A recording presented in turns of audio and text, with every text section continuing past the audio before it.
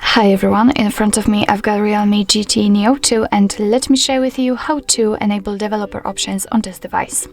So firstly we have to enter the settings and now let's scroll down to the very bottom and find About Phone. Now we have to find the build number which should be in the version, so let's tap on it and as you can see we've got the build number on the very first position and all you have to do right now is to simply keep tapping on it until you'll see that you're in the developer mode.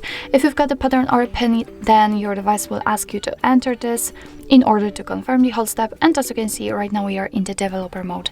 So we can go back and check, so we have to enter additional settings and as you can see the developer options are right here just in the middle of the second section. So let's tap on it and here we've got plenty of advanced settings which we can customize. So for example we can show view updates, we can change a window animation scale, we can show surface updates. Here we've got some options which are connected to the Bluetooth, to the USB, Wi-Fi also, and so on and so on. So as you can see, a lot of options.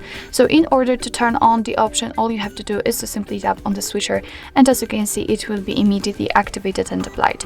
Of course you can turn it off the same way. If you've got the options without the switcher, like here in the window animations, can just tap on it in order to open much more advanced settings.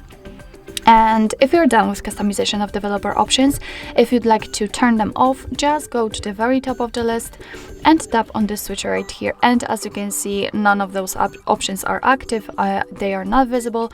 So it means that you cannot customize it. And after getting back, you can see that developer options simply disappeared from this section. But of course, no worries, if you'd like to customize them again, just go back to the build number step and keep tapping.